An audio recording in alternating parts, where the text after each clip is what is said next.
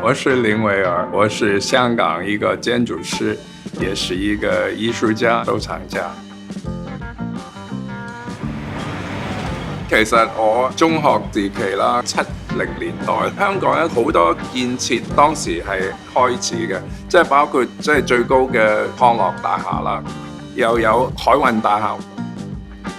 我自己就好中意畫畫嘅，爸爸其實就同我講，佢話不如你做個建築師啦。我喺美國即係讀咗差唔多讀咗1年中學啦，6年嘅大學啦，都工作咗差唔多5-6年嘅。我始終覺得美國華人喺嗰度做嘢啦，都係有一種 glass ceiling 咯。我好記得當時佢哋升職嗰陣時，當時我啦，佢哋有一個新請嚟嘅白人啦，最後佢哋就係升咗嗰個人。我係87年翻嚟香港嘅，92、93年就開始成立個事務所嘅。工作室嘅面積我諗大概係3000零尺。我係差唔多10多年前係開始有呢個空間嘅，咁最初我都係用嚟做一個工作室啦，畫下畫咁啦。到我哋個藏品有一定嘅 size 咧，我哋就用咗呢度嚟放呢啲藏品啦。我諗應該係60-70件藏品度啦。我之前我會好介懷究竟我自己係一個建築師啊，定係一個藝術家？但係我而家反而覺得，我冇需要去分開佢咯。最早其實我係收藏一啲古董嘅，嗰陣時喺美國出嚟做嘢啦，咁即係又冇乜錢啦。後來我發覺其實好多嗰啲都係假嘅，慢慢我就發現係當代藝術啦。開始覺得不如我留意多啲香港藝術家嘅作品啦。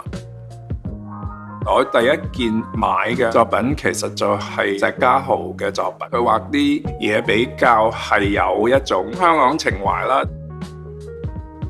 黃慧賢嘅作品啦，可以表達到香港比較早期，佢其實係花咗好多時間將一啲印刷出嚟嘅海報啦，佢將佢再重新畫一次。當時香港藝術家冇市場啦，佢可以擺好多時間落去製造一件 work 出嚟㗎。藝術品唔一定係要畫家或者啲藝術家做出嚟嘅，我覺得有好多時，譬如產品設計啦、家私設計啦，咁我都覺得係藝術嘅一環節啦。直至差唔多2年前，我哋就開始考慮捐贈我哋依度嘅藏品俾 M+ 嘅，捐贈咗90幾件藏品啦。呢張凳係香港設計師游一山人嘅作品嚟嘅，咁佢好擅長於用紅白藍嚟做佢嘅題材啦，寫住行到水窮處，坐看雲起時，咁即係等於喺呢度差唔多向外望嗰個感覺咯。咁其實呢個作品係香港 artist 楊東龍嘅作品啦。係我特別 commission 佢嚟做一個關於黃竹坑嘅作品啦。喺我工作室附近啦，佢係攞咗一啲神水啊，一啲黃竹坑嘅特色啊，好似貨倉啦、街車啦、茶餐廳啊，亦都有一部分係我工作室裏邊啦。係啊，亦都有我自己喺度啦。H Queens 其實開始設計嗰陣時都差唔多10年前㗎啦。咁我知道當時有一啲外國嘅畫廊想嚟香港，咁但係佢哋揾咗好耐都揾唔到適合嘅地方。我就提議咗啦，不如我哋可唔可以用藝術嚟做呢個建築嘅主題？都有好多考慮嘅地方啦。咁個樓底要夠高啦，承重要夠啦。樓頂嗰度有個運輸機，咁就喺路嗰度吊啲大件嘅作品，可以係將個玻璃幕牆打開，運入去每一個樓層咯。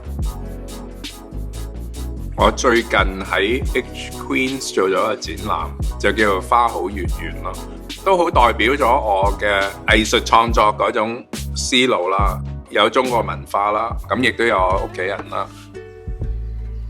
我有2個仔啦，都係做建築噶啦。我哋冇刻意去引導，因為其實呢個行業都係一個艱難嘅行業。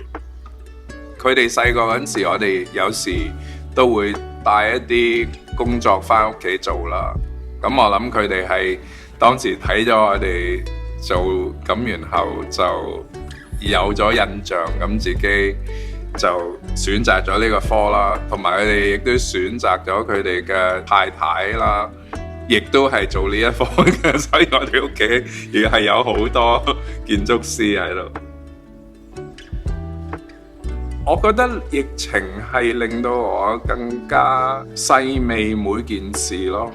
旅行或者去公幹嘅時間，我都會擺啲時間喺度做我嘅藝術咯。盡量去豐富自己咯。